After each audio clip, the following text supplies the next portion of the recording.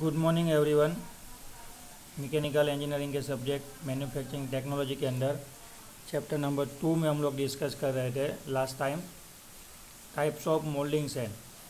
ठीक है, chapter number 2 है फाउंड्री टेक्नोलॉजी। उसमें हम लोग ने डिस्कस किया था last time types of moulding sand. Okay, अब आगे बढ़ते आज नेक्स्ट जो टॉपिक डिस्कस करने वाले वो है प्रॉपर्टी ऑफ मोल्डिंग सैंड। कि हम अगर मोल्डिंग सैंड सिलेक्ट कर रहे हैं, बहुत सारे सोर्सेज है जहाँ से हमको मोल्डिंग सैंड अवेलेबल होती है। ठीक है, तो उसके अंदर कौन सी प्रॉपर्टियाँ होनी चाहिए वो हम डिस्कस करेंगे आज। सबसे पहला है फ्लोएबिलिटी और प्लास्टिसिटी। ठीक है, मोल्डिंग सैंड के अंदर कौन सी प्रॉपर्टी होनी चाहिए? फ्लोएबिलिटी और plasticity. It is the ability of the moulding sand to get compacted to uniform density. ठीक है, मोल्डिंग सैंड को अगर हम लोग रैम्ड कर रहे हैं, कंप्रेसिव फोर्स अप्लाई करके अगर उसको हम लोग दबा रहे हैं, तो जो उससे डेंसिटी क्रिएट होती है वो यूनिफॉर्म होनी चाहिए। यानी थ्रू आउट पूरे शेप के अंदर, पूरे मोल्डिंग फ्लास्क के अंदर उसकी डेंसिटी यूनिफॉर्म होनी चाहिए। It assist moulding sand to flow and pack all around the pattern and take up the decided shape. जब हम लोग उसको मोल्डिंग फ्लास्क के अंदर रखेंगे, फिर उसके साथ हम लोग पैटर्न अटैच करवाएंगे, तो वो पैटर्न के ऑल अराउंड यानी पूरे आसपास सही तरह से सेट हो जानी चाहिए, और जो भी हमारा पैटर्न का शेप है वो उसके अंदर कंप्लीट आ जाना चाहिए। It increase with the amount of clay and water. उसके अंदर अगर हम लोग बाहर से क्ले ऐड कर रहे हैं या फिर खुद उसके अंदर क्ले का कंटेंट है, तो वो इंक्रीज़ होना चाहिए। यानी ज़्यादा पोर्शन में क्ले और पानी का पोर्शन रहना चाहिए, या फिर क्ले और वाटर को वो ज़्यादा कंटेन कर सके, ऐसी होनी चाहिए। तो ये जो प्रॉपर्टी है उसको बोलते हैं फ्लो और plasticity of the moulding sand.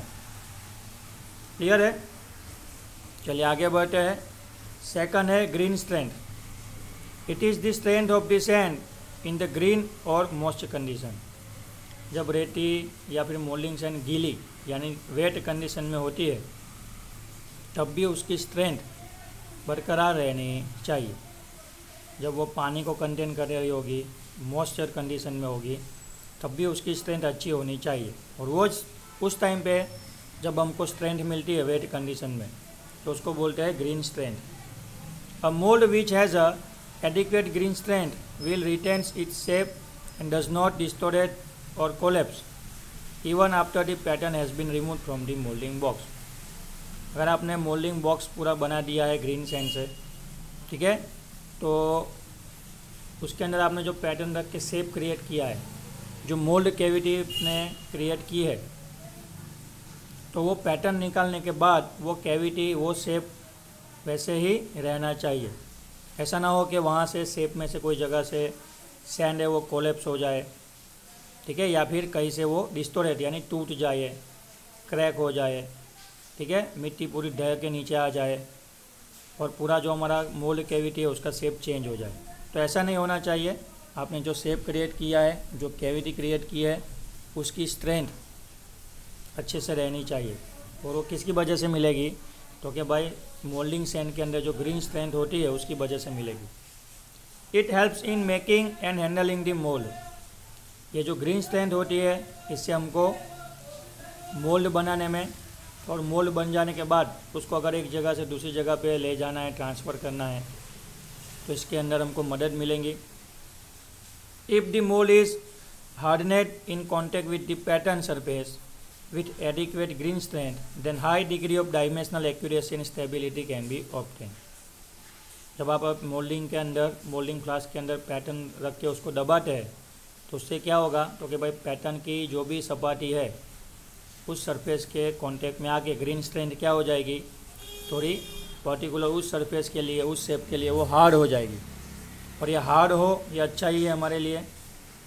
ठीक है, जितनी सरफेस पे ग्रीन स्ट्रेंथ हार्ड हो जाएगी, जितनी डेंसिटी उसकी उस जगह पे पर्टिकुलर पोर्शन पे सरफेस पे ज़्यादा होगी, उतना हम कास्टिंग के लिए जो मेटल को पोर करवा के जो कंपोनेंट बनाना चाहते हैं, उस कंपोनेंट की डायमेंशनल एक्यूरेसी और उसकी जो डायमेंशनल स्टेबिलिटी है वो अच्छी मिलेंगी। तो इन शॉर्ट ऐसा बोल सकते हैं हम लोग कि जिस मोल्डिंग सैंड की ग्रीन स्ट्रेंथ अच्छी होगी, उससे हम लोग अच्छी क्वालिटी वाला कंपोनेंट कास्टिंग करके निकाल सकते हैं। क्लियर? तो ये नेसेसरी है, ये होना ही चाहिए। आगे है dry strength. It is the strength of the moulding sand in a dry state. पहले जो हमने बात की ग्रीन स्ट्रेंथ, मतलब मोल्डिंग सैंड जब गीली होगी उसके साथ पानी मिक्स होगा उस टाइम पे उसकी स्ट्रेंथ। और दूसरा है जब मोल्डिंग सैंड ड्राई कंडीशन में होगी यानी सूखी होगी। It is the strength of the moulding strength in dry state. Dry state में, ड्राई कंडीशन में मोल्डिंग स्ट्रेंथ रेट की जो कंडीशन है उस टाइम पे उसकी जो स्ट्रेंथ है उसको बोला जाता है dry strength. A sand must have sufficient dry strength to withstand the erosion of the molding wall, sand, enlargement of the mold cavity during the flow of molten metal।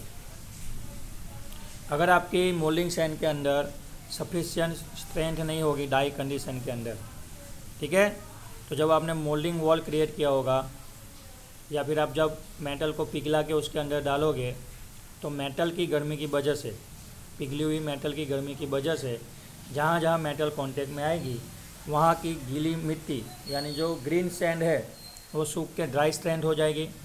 अगर उस टाइम पे dry strength की जो गीली sand है green sand वो dry sand हो जाएगी और वो सूखी हुई रेती की ड्राई सैंड की अगर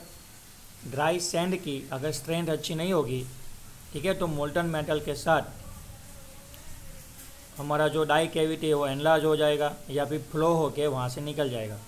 तो आपको जो शेप लाना है, जो डायमेंशन लाना है, वो कास्टिंग कंपोनेंट के अंदर आ पाएगा नहीं। It is related to grain size, binder and water content. Sand की जो ड्राई स्ट्रेंथ है वो रिलेटेड है किसके साथ? तो उसके अंदर जो हमने ग्रेन ली है यानी कि सैंड के जो पार्टिकल्स है उसकी साइज़, फिर आप कौन सा बाइंडर यूज़ कर रहे हैं वो, और वाटर कंटेंट कितना है। तो ये 3 चीज़ों से किसी भी मोल्डिंग सैंड की ड्राई स्ट्रेंथ है वो डिफाइंड होती है, ठीक है, grain size, binder and water content की मदद से। क्लियर है? चलिए आगे बढ़ते हैं। परमिएबिलिटी और porosity. Molten metal alloys contain some amount of dissolved gases which are evolved when the metal solidify। Permeability और पोरोसिटी किसे कहते हैं? तो कि जब भी हमने मोल्ड कैविटी के अंदर पिघली हुई मेटल को पोर करवा दिया, फिर उसको हमने जब ठंडा होने के लिए रखा है, तो जब मोल्टन मेटल ठंडी होकर सॉलिडिफाइज होती है तब उसके अंदर कुछ ऐसे गैसेस होते हैं जो डिसॉल्व कंडीशन में होते हैं। वो क्या करेंगे? मोल्ड में से बाहर आने की कोशिश करेंगे। तो सैंड की परमिएबिलिटी और पोरोसिटी का मतलब क्या है? तो कि सैंड के कण के बीच में जो छोटी छोटी बहुत ही सूक्ष्म माइक्रोन की साइज़ की जो जगह होगी उसमें से गैस हमारे इजीली एस्केप होके निकल सकते हैं।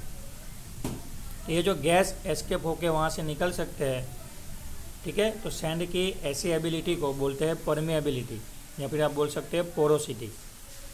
Also when the molten metal comes in contact with the most sand it generate steam और वाटर वेपर। दूसरा क्या होता है कि जब गर्म मेटल ग्रीन सैंड के कांटेक्ट में आता है तो वहाँ से वो पानी की भाप यानी वेपर, वाटर का जो वेपर है उसको जनरेट करता है। तो ये वाटर वेपर, डिसॉल्व गैसेस, ये सब क्या करेंगे? मोल्डिंग सैंड में से ये सब क्या करेंगे? मोल्डिंग सैंड में से बाहर आने की कोशिश करेंगे। क्या करेंगे? मोल्डिंग सैंड में से बाहर आने की कोशिश करेंगे। तो सैंड ऐसी होनी चाहिए, उसके अंदर इतनी परमिएबिलिटी होनी चाहिए या फिर उसके अंदर पोरोसिटी इनफ होनी चाहिए कि जिससे ये वाटर वेपर और जो डिसॉल्व गैसेस है वो इजीली वहाँ से एस्केप हो सके। अगर वो वहाँ से एस्केप नहीं हो पाएंगे, वहाँ से बाहर नहीं आ पाएंगे, तो वो क्या करेंगे? प्रेशर क्रिएट करेंगे और जो मोल्डिंग कैविटी है, जो मोल्ड कैविटी है, हमने जो शेप क्रिएट किया उसको वो डिस्ट्रॉय कर देंगे। If these gases and water vapor generated by the molding sand do not find the opportunity to escape completely throughout the mold, then they will form gaseous hole and porous in the casting। मैंने बोला ना कि अगर उसको जगह नहीं देंगे बाहर निकलने के लिए तो वो मेटल के अंदर गैस हॉल और थोड़ी थोड़ी जो कैविटी है कंपोनेंट के अंदर, पोलान, ठीक है, वो क्रिएट कर देंगे। Hence the sand must be porous to allow gases and steam generated within the mould to be remove freely. इसीलिए सैंड इतनी पोरस होनी चाहिए जिससे उसके बीच में जो जगह होती है, सैंड के जो पार्टिकल्स के बीच में जो जगह होती है, उसमें से वाटर वेपर, जो स्टीम जनरेट हुए वो, और जो डिसॉल्व गैसेस है वो इजीली वहाँ से निकल जाए। This property of the sand is also known as a permeability और पोरोसिटी। ये जो प्रॉपर्टी है एक सैंड की, उसको बोलते हैं परमिएबिलिटी या फिर पोरोसिटी, जिससे हमारे गैस इजीली सैंड के बाहर, सैंड या फिर मोल्डिंग सैंड का जो फ्लास्क बना है उसमें से निकल जाए और कोई नुकसान ना हो। नेक्स्ट है refractoriness. It is the ability of the moulding sand to withstand the high temperature without fusion, cracking and buckling, hence facilitating a clean casting. Moulding sand की ऐसी एबिलिटी जो हाई टेम्परेचर को विस्टैंड कर सके, ठीक है, और हाई टेम्परेचर की वजह से उसका फ्यूज़न ना हो, उसका क्रैक यानी वो टूटे नहीं, बकलिंग ना हो, ठीक है, जिससे हमको क्लीन कास्टिंग करने में हेल्प मिलेंगी। तो सैंड की जो ऐसी एबिलिटी है जो हाई टेम्परेचर को विस्टैंड कर सकती है, टूटे बिना, अपनी प्रॉपर्टियाँ घुमाए बिना, उस प्रॉपर्टी को बोलते हैं refractoriness. The amount of this property depends upon the metal which is to be cast. Refractoriness जो है सैंड का, वो किसके साथ रिलेटेड होगा? तो आप जो मेटल को कास्टिंग कर रहे हैं, जिस मेटल को पिघला के उस सैंड के साथ कांटेक्ट में ला रहे हैं, तो वो मेटल है उसके ऊपर रिफ्रैक्टरीनेस की जो प्रॉपर्टी है वो डिपेंडेंट होगी। मेटल चेंज होगी, मेटल का जो मेल्टिंग पॉइंट है वो चेंज होगा, उसके साथ साथ सैंड की रिफ्रैक्टरीनेस भी चेंज होती है। If the sand lakhs this property then its lag on the surface of the mold and smooth casting surface can be obtained। ठीक है, अगर रिफ्रैक्टरीनेस वाली प्रॉपर्टी अच्छी होगी तो इससे हमको मोल्डिंग करके, कास्टिंग करके जो कंपोनेंट मिल रहे हैं उसकी सरफेस कंडीशन, जो सरफेस है वो स्मूथ मिलेंगी। ठीक है, तो ये refractoriness that means ability of the sand to withstand the high temperature without the cracking और बकलिंग।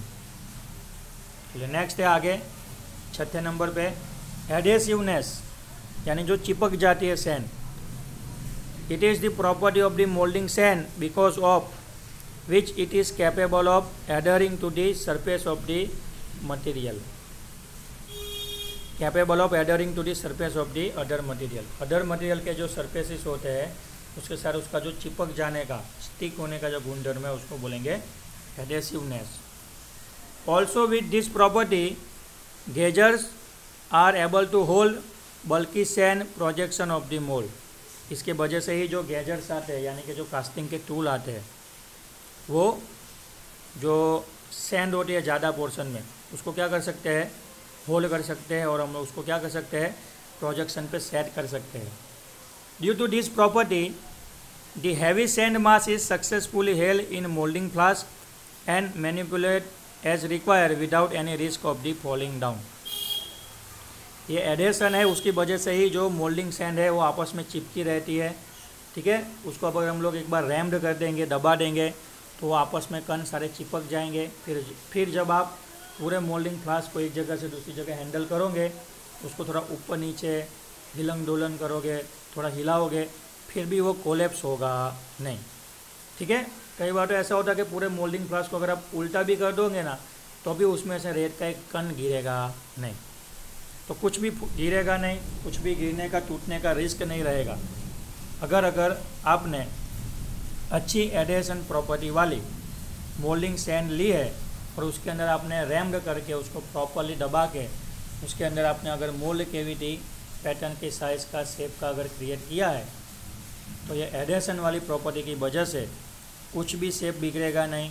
अगर आप फ्लास्क को पूरा उल्टा भी कर दोगे, हिलाओगे, डुलाओगे, जर्क दोगे, तो भी वहाँ से किसी भी चीज़ का टूटने का, गिरने का रिस्क रहेगा नहीं। ओके, तो इतनी प्रॉपर्टी आज हम लोग देखते हैं। 6 प्रॉपर्टियाँ देख ली हमने, टोटल 6। ठीक है, इसी को कंटिन्यूस करेंगे नेक्स्ट लेक्चर में, इसी टॉपिक को। Property of the moulding sand 6 प्रॉपर्टियाँ है, flowability, green strength, dry strength, permeability, refractoriness and adhesiveness. ठीक है, तो 6 की 6 आपको नोट डाउन करनी है, तो आपको याद रह जानी चाहिए। यहाँ तक रखते हैं आज के लेक्चर में, मिलते हैं नेक्स्ट लेक्चर में नेक्स्ट टॉपिक के साथ। इसी टॉपिक को नेक्स्ट लेक्चर में हम लोग कंटिन्यूस करेंगे। Thank you.